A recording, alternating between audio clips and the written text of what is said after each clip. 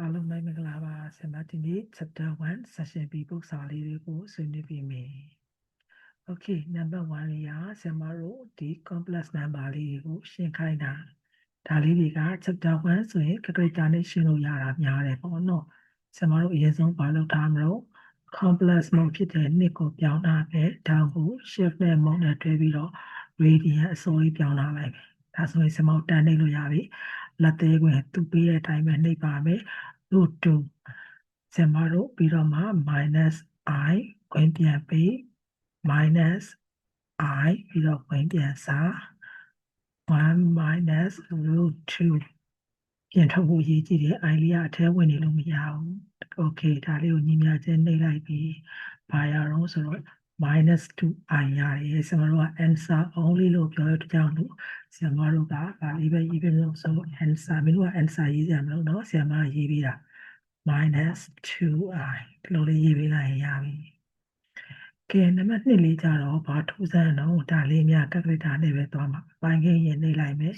1 plus 2I by အောက်ကိုသွားမယ်3 minus 4I ဒီတော့ရင်ဘေးကိုထွက်မယ်ဘေးအပိုင်းကလေးရေးမယ်2 minus I by ဘာသွားလို့ 5I Okay ဘေးထွက်ညီမျှချင်းနှိပ်လိုက်ပြီကွာဆရာမတို့ minus 2 by 5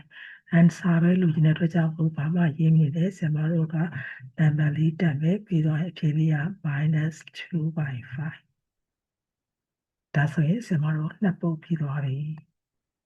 Okay ဒါဆိုရင်ဆရာမနံပါတ်3နဲ့4နဲ့ဆွေးနွေးခွင့်ပြုနံပါတ်3လေးကပါလေတော့ကြည့်လိုက်တော့ဆရာမတို့ given that ပေးထားတယ်ဇက်ပေးထားတယ်လိုချင်တာကဘာတော့ဇက်9ထပ်ကိုလိုချင်တာ Okay ဇက်9ထပ်ကိုလိုချင်တော့ဆရာမတို့ကကပ်ပိတာမှာ3တက်အထိပဲနှိပ်လို့ရတယ်ဒါပေမဲ့ဘယ်လိုနှိပ်ရမလဲဆိုတာမင်းတို့သင်မိတာ row 3 plus I သူက3တက်ပဲရတယ်ဆိုရင်3တက်ပဲညောင်းမှာပေါ့3တက်ပဲရှာမှာပေါ့ပြီးရင်ထပ်သွား3တက်နဲ့3တက်နဲ့ညောင်းရင်ဘယ်လောက်ရတော့6ထပ်ရမှန်းသိတယ်ဟုတ်ဒါဆိုရင်ဆရာမတို့ဒီ6ထပ်ရနေပြီဒါဆိုဘယ်နှထပ်ပဲလိုတော့တစ်ထပ်ပဲလိုတော့တာဒါကြောင့်မလို့ row 3နဲ့ I နဲ့ထပ်ညောင်းလိုက်ရင်ဆရာမတို့ဒီခုနှစ်ထပ်ရအောင်ပါဘူးနော်ခုနှစ်ထပ်ကိုတန်းနှိပ်လို့မရပြင်မဲ့ဆရာမတို့ဒီခုနှစ်ထပ်ထိသွားလို့ရတယ်ကဲဒါလေးဆိုအဖြေလေးထွက်လာပြီဒီအဖြေလေးပဲဒီတိုင်းရေးလိုက်လေးရပါတယ်ဥအနေရခင်းတယ်ပေါ့ရေးစေချင်တာတော့ဒီလိုမျိုးလေးရေးချင်တာ z power 7 equal to minus 64 root 3 minus 64I ဒီလိုရေးစေချင်တာဒါပေမဲ့တစ်ခါလေးကြာရင်ကလေးရပါတော့ဆိုတာ z ဆိုပြီးရေးလိုက်ကြတယ်အဲ့ဒါဆိုရင်မြန်နေရမှတ်လေးတော့ကုန်သွားမှာနော်နည်းနည်းဆိုရင်ဆရာမအဲ့လိုမျိုးဆိုရင်လေအဲကြောင့်မလို့အဖြေပဲဒီ minus 64 root 3 minus 64I လေးပဲရေးလိုက်ရေးမယ်ဆိုရင်မှန်အောင်လေးမဟုတ်ရင်မှန်လေးရဲ့အမှတ်ကရောက်သွားမှာလို့ဇက်ပါဝါ7လေးညီများချင်းဒီလိုရေးမရေးနောက်ကဖြေလေးပဲရေးဒါလေးရေးကြည့်ရအောင်နော်ဒါလေးတွေ9ထပ်မကလို့ဘယ်နှထပ်ဖြစ်ပေါ့နော်ဆရာတို့10ထပ်ကျော်တဲ့ဒီလေဟုတ်ရာရှိလို့မရဘူးပေါ့နော်အဲ့ဒါလေးတို့ဒီလိုပုံစံလေးနဲ့ဆရာမတို့နှိပ်သွားလို့ရတယ်ဆရာမတို့က3တက်ထိပဲလက်ခံတယ်ဆိုတာသိထားရင်ရတယ်ပေါ့နော်trigonometric form လို့ခြင်းနဲ့ trigonometric form ဆိုရင်ဆိုတော့ r နဲ့ theta နဲ့ရှိဖို့လိုအပ်တယ်ဟုတ်ဒါဆိုရင် r နဲ့ theta ကိုဘယ်လိုရှာတော့မလို့သိတယ် minus root 3 minus I shift 2 3နှိပ်လိုက်ရင် r နဲ့ theta နဲ့ထွက်ပြီးတယ်အဲ့ဒီကနေပြီးတော့ဆရာမတို့က trigonometric form ကို z လို့ပြောတဲ့ကြောင့်လို့ answer z equal to ဆရာမတို့ r လေးက2 r cos theta လေးက minus 5 pi by 6ဆိုရင်ဝင်ခတ်ပေးဖို့မမေးပါနဲ့5 pi by 6 plus I sin minus 5 pi by 6လက်သေးဝင်နောက်တစ်ခုပဲဒီလိုမျိုးလေးရေးပြရပါမယ်နော်ဒီလိုမျိုးဒီရှေ့က z power 7လို့ z တို့ပါရင်ပို့ပြီးတော့အဆင်ပြေတယ်ဒါပေမဲ့ answer only လို့ပြောရကြလို့အဖြေပဲရေးပြီးလေပြီးမှာပါဒါပေမဲ့ဒီလိုမျိုးပြည့်စုံလေးရေးနော်ပို့ပြီးအဆင်ပြေတယ်ပေါ့နော်မျက်စိထဲမှာလေ Okay ဒါဆိုရင်ဆရာမတို့၄ပုတ်ပြီးသွားပြီကဲ၅ပုတ်နဲ့6ပုတ်မြောက်စာရအောင် write down လေရေးပါတဲ့ဒါကြီးပေးထားပြီးသားဒါ complex number ပုံစံနဲ့ရေးခိုင်းတာဟိုဒါလေးက calculator နှိပ်နေကြငါတို့ root 2ဒီလိုသွားမယ်ပြီးတော့ရင်ပါလေးတော့ cos ဆရာမတို့7 pi by 4နေမယ်နော်ဆရာမ7 pi by 4အသေးခွင့်ပိတ်ဖို့မမေးနေ plus sin sine ဆရာမတို့7 pi by 4သူ့အတွက်လက်သေးခွင့်တစ်ခါပိတ်မယ်အကုန်လုံးအတွက်တစ်ခါပိတ်မယ်ညီများချင်းပါရတော့ဆိုတော့1 minus I ရတယ်အဖြေလေးပဲရေးရင်လည်းရတယ်ဆရာမကတော့ဇလေးပါရေးစီခြင်းနဲ့ z equal to 1 minus I ဒီလိုမျိုးလေးအဆင်ပြေတယ်ကဲဒီကောင်လေးကပါလေးတော့ absolute value ဆိုတာဒီပါလေးကိုရည်ညွှန်းတော့မောကိုရည်ညွှန်းတယ်ဘသူရဲ့မော conjugate နော်မောဒီဘသူကိုလုံးမှာတော့ conjugate ကိုမောမှာဘသူရဲ့ conjugate တော့သူရဲ့ conjugate ဆရာမတို့ကနော်ဒါဆိုရင်စမောတစ်ဆင့်ချင်းစီသွားရအောင်ဆရာမတို့အရင်ဆုံးတွေ့ရဒီကောင်လေးပေါ့နော်ဒီကောင်လေးကိုရင်းနှီးရမယ်ဆိုတဲ့တာဝန်ရှိတယ်ဒါကြောင့်မလို့ဆရာမက root 3 plus I root 2 I root 2သူပြောတဲ့အတိုင်းပဲရေးတယ်ပြီးတော့အောက်ကကျတော့ root 3 minus I root 2 root 3ရေးလိုက်အောင်နော် root 3 minus I root 2 okay ဒါလေးကိုဆရာမညီမျှချင်းနှိပ်လိုက်မယ်ဘာရတော့ဆိုရင်ရတဲ့ကောင်လေးကိုဆရာမရေးလိုက်အောင်ပဲပေါ့နော်ဒီကောင်လေးကိုရှာလိုက်တာဒီဘာရတော့ဆိုညီမျှချင်း1 by 5 plus 2 root 6 by 5ဒါဆိုသူ့ရဲ့ conjugate ဆိုရင်ဆရာမတို့ဘယ်သူ့ကိုလက္ခဏာပြောင်းမှာတော့ဟောဒီကောင်လေးကိုလက္ခဏာပြောင်းမှာပေါ့conjugate ဆိုရင်အဲ့ဒီကောင်လေးကိုလက္ခဏာပြောင်းလိုက်ရင်လက္ခဏာပြောင်းဘယ်ထဲထည့်လိုက်ရင်ရပြီတော့ဆရာမတို့ mod ထဲထည့်လိုက်ရင်ရပြီဆရာမတို့ shift နဲ့ xyb နဲ့အောင်လိုက်ရင် mod လေးရောက်လာပြီ mod ထဲမှာဘယ်သူထည့်မှာတော့1 by 5 conjugate လို့ပြောတဲ့ကြောင့်လို့ minus 2 root 6 by ဘယ်လောက်ပါလဲ5ကဲထည့်လိုက်ပြီကွာအပြင်ထွက်ပြီးညီများချင်းလေးနှိပ်လိုက်တယ်ဟိုပေါ့အဖြေလေးကဘယ်လောက်ရတာလဲဆိုတော့ဆရာမနှိပ်တာဟုတ်မယ်လားအလေးကဆရာမနှိပ်တာမှားပြီဆိုတဲ့သဘောမှာရှိတယ်ပေါ့နော်ဒါလေးတစ်ချက်လောက်ပြန်နှိပ်လိုက်အောင်မနော်ဒါလေးက2 6ကိုဟိုလာမသိနော်ဆရာမအကုန်ပြန်နှိပ်လိုက်အောင်ပဲဒါလေးပြန်နှိပ်ခွင့်ပြုပါရှင်ကဲ root 3 plus I root 2ပြီးတော့အောက်ကပါလေးတော့ root 3 minus I root 2ဆရာမဖြေရောမဲလာဝင်ကြည့်ပြီးအောင်ကဲဒါလေးနေလိုက်တော့ 1.5 plus 2 root 6ကိုအိုင်ကြံခဲ့တာဆရာမအိုင်ကြံခဲ့တာဆရာမအရေးကြီးဆုံးဖြစ်တဲ့ I ကိုဝေးကြံခဲ့လို့ပါရှင်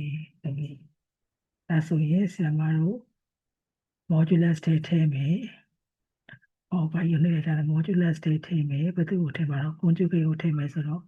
1 by 5ကဒီတိုင်းပဲပြီးတော့အပေါင်းကနေပြောင်းရမယ်အလို့ဖြစ်သွားမယ်ပြီးတော့ဆရာမတို့ပေါ်လေးမှာ2 root 6အောက်လေးကိုဆင်းလိုက်မယ်5နောက်မှာပါရှိအောင်မလို့ I ရှိအောင်မှာပြီးသွားလို့ခုန I ကျန်နေတာဒီများချင်းအဖြေလေးကပါလေတော့1ဖြေလေးက1ရပါရဲ့ရှင်ဒါလေးပဲเนาะဒါလေးကတော့ only answer လေးရေးလိုက်ရင်ရပြီခုနဆရာမနဲ့က I ကျန်ခဲ့လို့Okay ဒါဆိုရင်ဆရာမကိုနံပါတ်9နဲ့ကိုဆွေးနွေးခွင့်ပြုခဲ့စားပြီး9ခွန်ကဖိုင်ကြီးတော့ဆရာမတို့ find the complex number z တဲ့ဇက်ကိုလိုချင်တာဇက်ကိုလိုချင်ချုပ်ကလေးရလဲသွားတယ်အမှန်တော့ဇက်အင်ပါဆိုပြောင်းပြန်လန်တာပြောင်းပြန်လန်တော့ထပ်ပြီးပြောင်းပြန်လန်လိုက်ရင်ဆရာမတို့ဒီမူလဇက်ကိုပြန်ရတယ်ဒါပေမဲ့ကလေးရမျက်စိနဲ့ပဲမြင်မှာပဲเนาะဒါဆိုညီအောင်ဆရာမရေးပြပေးမယ်set inverse ဆိုတာတနည်းအားဖြင့်ဘာလေးတော့ဆိုတော့1 by set เนาะ set inverse နေရာမှာ1 by set လို့ရေးလိုက်တယ်ဒါလေးအားဆင်မဒီလိုလေးရေးလို့ရတယ်ဟုတ် pi ကြည့်2တော့2ဒါလေးကိုဘယ်လိုရေးလိုက်မလို့ root 3 minus 1နဲ့ I နဲ့မြောက်တော့ ဒီလိုလေးရေးရတယ်ဟုတ်ဒါလေးသိမယ်နော် z a ကွာကို1 by z လို့ပြင်ရေးလိုက်တယ်အောက်ပြန်ပို့လိုက်တယ်ဒါလေးကပိုင်းခြေတူတော့တစ်ခုလည်းရေးမယ် √3 minus I ဆရာမ z ကိုလို့ကျွန်တော်နှစ်ဖက်စလုံးပြောင်းပြန်လာလိုက်တော့သူက z ဒီကောင်လည်းပြောင်းပြန်လာလိုက်တော့2 by √3 minus I z ကိုလို့ကျွန်တော်များဒီကောင်နှိပ်လိုက်ရင်ရပြီဟုတ်ပြီနော်မြင်တော့အောင်လို့ဆရာမတစ်ခါလေးပြလိုက်တယ်ဒါကြောင့်မလို့ဆရာမတို့ဘယ်သူ့ကိုနှိပ်လဲလို့ပြောရင်2 by √3 minus I ကိုဆရာမနှိပ်လိုက်ပြီဟုတ်ပါဘယ်လောက်ရအောင်ပါကြည့်လိုက်တော့ဆရာမရဲ့ဇာတ်လေးက √3 by 2 plus 1 by 2i ဒါလေးအဖြေပါပဲဟုတ်ပြီနော်ဆရာမတို့ကသဘောတရားလေးအစားရှင်းပြလိုက်ပြီအဖြေလေးက √3 by 2 plus 1 by 2i ကဲနောက်တစ်ပုဒ်ကတော့ကယ်ကူလေတာကိုအားကိုလို့မရတော့ဘူးကိုပေါ့တွက်မှရမှာတွက်မယ်ကဲဒါလေးကိုတွက်မယ်ဆရာမတို့က find the complex number set ကိုလိုချင်တယ်ဒီမှာ set ဒီမှာ set ပါဟာဒါဆိုရင်ဆရာမဒီနားလေးပါ let ငါတို့လိုချင်တဲ့ set လေးကိုဘာလို့ထားရမလဲ complex number ဖြစ်တဲ့ကြောင့်လို့ x plus yi လို့ထားလိုက်ဒါဆိုရင် 4 z နေရာလေးမှာ x plus yi ထည့်လိုက် minus 5i z ဘာနေရာလေးမှာ x minus yi လေးထည့်လိုက်ဒီဘက်ကဒီအတိုင်းပဲဝင်မြောက်မယ် 4x plus 4yi minus ဝင်မြောက်လိုက်တော့ 5xi plus 5yi square ဟုတ်တယ်ဟုတ် minus 7 plus 2i ရဲ့ဘက်ဒီစုမယ်ကွာ 4x မှာ 5yi square i square minus 1ဖြစ်တော့ကြောင့်လို့ minus 5y ဆိုပြီးတော့သူနာတော့ကတ်လိုက်ပြီဒီနေ့ကောင်ကတ်လိုက်မယ်ပြီးတော့ imaginary part ဖြစ်တဲ့ y ပါတဲ့ကောင်လေး 4y minus 5x နောက်မှာ i ထုတ်လိုက်မယ် minus 7 plus 2i ဒါဆိုရင် equation 1 2နဲ့ရှင်းရအောင်ပါ ရဲ့ဖတ်ချင်းချင်းတူမယ် 4x minus 5y က ရဲ့ဖတ်ဖြစ်တဲ့ minus 7နဲ့တူရင် equation 1ဒီမှာဆရာမ x ကိုရှေ့မှာထားမယ်နော် minus 5x plus 4y equal to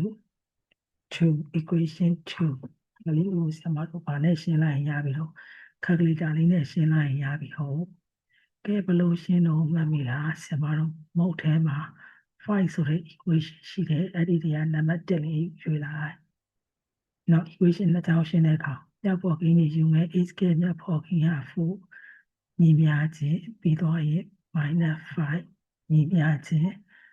minus 7ညီမျှခြင်းတစ်ချောင်းပြီးသွားရင်နောက်တစ်ချောင်းသွားမယ် minus 5ညီမျှခြင်း4ညီမျှခြင်း2ညီမျှခြင်းဖြစ်ထုတ်ပြီး x က2 i က3ဟုတ်ပြီနော်ဆရာမကိုရှင်းစရာအောင်ပြတတ်တော့ပြီ x က2 y က3ဒါဆိုရင်ဆရာမတို့အဖြေရေးလို့ရပါရှင် answer ဆရာမတို့လိုချင်တာ complex number set ကိုလိုချင်တယ်ဇက်က x plus y ဆိုတော့ x နေရာလေးမှာ2ထည့် y နေရာလေးမှာ3ထည့်လိုက်တော့2 plus 3i ဆိုပြီးတော့အဖြေရတော့ပါပြီရှင်ဟုတ်ပြီနော်ကဲဒါဆိုရင်ဆရာမတို့စုံနှစ်ပုဒ်စီကိုသွားကြရအောင်ကဲနံပါတ်9နံပါတ်9လေးက given that ဆိုပြီးတော့ z1 ကို polar form နဲ့ပေးထားတယ်ဟုတ်တယ်ဆရာမတို့ polar form နဲ့ r နဲ့သီတာနဲ့ပေးထားတယ် z2 ကလည်း polar form -1 နဲ့သီတာနဲ့ပေးထားတယ် r နဲ့သီတာနဲ့ z3 ကလည်း r နဲ့သီတာနဲ့ပေးထားတယ်ဘာလို့ကျွန်တော် z1 z2 by z3 အရေးကြီးတာတခုအဖြေကိုလည်းပါနဲ့ပဲထုတ်ပြရမလို့ polar form နဲ့ပဲထုတ်ပြရမယ်ဘာကြောင့်လို့သူကပုံလက်နံပါတ်3ခုစလုံးကို polar form နဲ့ပေးထားတဲ့ကြောင့်ငါတို့ကလည်းရလာတဲ့အဖြေကို polar form နဲ့ပဲထုတ်ပေးရမယ်ဆိုလို့ရှိရင် r နဲ့သီတာပဲလိုချင်တယ်ကွာတခြားအားမလိုချင်ငါတို့ရဲ့ answer ကလည်းပဲဘာနဲ့တော့ z1 z2 by z3 ကိုပုံစံလေးနဲ့ပဲထုတ်ပေးမှာတော့သီတာပုံစံနဲ့ပဲထုတ်ပေးမှာဆရာမအဖြေတန်းရေးမှာပါเนาะဒါလေးပြပြကဲဒါဆိုရင်ဘလို့ရှာမှာတော့ဆရာမတို့ဒီz1 z2 by r3 ဆိုရင်ပုံသင်နည်းရေးပြမယ်နော်z1 z2 by r3 ဆိုရင်သူ့ရဲ့ပုံသင်တော့z3 ဆိုရင်ပုံသင်နည်းက R1 R2 by R3 ဟုတ်တယ်ဟုတ်မြောက်တယ်ဆိုရင် R မြောက်တယ်စားတယ်ဆိုရင် R စားတယ်ပြီးမှ cos မြောက်တဲ့တောင်းတစ်ခုပေါင်းတယ် theta 1 plus theta 2စားတဲ့တောင်းဘာလို့တော့ note တယ် plus I sin theta 1 plus theta 2 minus theta 3ပုံတင်နည်းလေးဟုတ်တယ်နော်အကယ်၍ complex number ပုံစံလိုချင်နေဆိုရင်အဲ့ဒါရုပ်ဒီတိုင်းနှိပ်ပေးလိုက်ညာအခုလို့အစမ်းမှာ complex number မလိုချင်အားနဲ့ theta ပဲလိုချင်တာဟောဒီ R ဆိုတဲ့အကောင်လေးရဲ့ဆရာမတို့ဘာလေးပဲလိုချင်တာ theta ဆိုတဲ့အကောင်လေးပဲလိုချင်ဟုတ်တယ်ဟုတ်ဒါဆိုဆရာမဒီကောင်လေးကိုရှာမယ် R1 ဘယ်လောက်တော့2 R2 လေးက minus 1 R3 လေးက 3ဒါကြောင့်မို့ R တန်မိုးလေးဒီဆရာမတို့ပါရလို့ minus 2y3 ရတယ်နောက် R တန်မိုးလေးက minus 2y3 ရတယ် theta 1နဲ့ theta 2နဲ့ပေါင်းပြီး theta 3ကိုနှုတ်မယ် theta 1သူနည်းမောနေလို့နော် theta 1လေးက pi by 3 theta 2လေးက pi by 6နှုတ်မယ်ဗာလေးတော့ pi by 4ဆရာမတို့ calculator နဲ့လုပ်လိုက်လို့ရပါတယ်ဆရာမတို့ calculator မသုံးချင်လို့ပိုင်းခြေစနစ်ညှိလိုက်ဒါက3 4 4စနစ်ဆိုတော့ 4 by 6 နဲ့4စနစ်ဆိုတော့ 2 by ဒါ4 3 4စနစ်ဆိုတော့ minus 3 by 4နဲ့2နဲ့ပေါင်းတော့6 6တရား3လို့တော့3 pi by 12ဆိုတော့နောက်လာရင် pi by 4ကဲအဖြေထွက်ပြီးငါတို့ပူလာဖုန်းလေးနဲ့ထုတ်မယ်ဆိုရင်အာတန်မိုးလေး minus 2 by 3ရပြီးတော့သီတာဆိုတဲ့ထောက်တန်မိုးလေးကတော့ရှင်းလိုက်တာ pi by 4ရပါတယ်ဟုတ်ပြီနော်ဒါလေးကပူလာဖုန်းပဲလို့ကျွန်တော်အပေပူလာဖုန်းအပကုပလက်နံပါတ်ပုံစံလေးနဲ့ဆိုရင် calculator နှိပ်ပေးလိုက်တော့အဲ့ဒါ minus 2 by 3 plus pi by 4 plus I sin pi by 4ဆိုပြီးနှိပ်ပေးလိုက်ရင်အဖြေထွက်လာမှာပေါ့နော်အမထူးစားဘူးကဲဒါဆိုတစ်ခုပဲကျန်တော့လေ multiplicative inverse ဆိုတာပါတော့ z inverse ကိုဆိုလိုတာဟုတ်မူ z inverse ဆိုတာဘာလို့လဲတော့ဒီကောင်ပြောင်းမြန်လှန်လိုက်မယ်ဟုတ်တယ်ဟုတ်ကဲ calculator လေးကိုပြောင်းမြန်လှန်ခိုင်းတော့မယ်ငါတို့ကပါလှမ်းမနေဘူးကဲဒါဆိုရင်ဆရာမဒါကြီးကိုရေးပြအောင်ပဲဒါကြီးကိုမော complex ဖြစ်တဲ့နှစ်ကိုပြန်သွားပြီးတော့ငါတို့ဘာလို့ inverse လုပ်မှာတော့ဆရာမတို့ I by ဟိုရှင်းတော့ဘာလို့အဲ့ဒီက I by ဘာလေးနေမှာတော့ 1 minus I okay ညာချင်းအဲ့တော့ရတော့ minus 1 by 2 plus 1 by 2I ဒါကြောင့်မလို့ဆရာမတို့ရဲ့ answer လေးဒီthat inverse လေးဒီညီမျှချင်း minus 1 by 2 plus 1 by 2I ပါရှင်ကဲ user inverse ကိုမရေးချင်လည်းမရေးနဲ့သူက answer only လို့ပြောရကြမို့ minus 1 by 2 plus 1 by 2I လို့ရေးပေးလိုက်ရင်လည်းပဲရပါတယ်အခန်း1ရဲ့ပုံစံတော်တော်များများဒီ calculator လေးနဲ့ရှင်းလို့ရပါတယ်တပုတ်တလေနှစ်ပုတ်တလေလောက်ပဲဆရာမတို့ calculator တောင်းလို့မရတာပါကဲဒါဆိုရင်တော့ဆရာမဒီနားလေးမှာရပ်လိုက်ပါပြီရှင်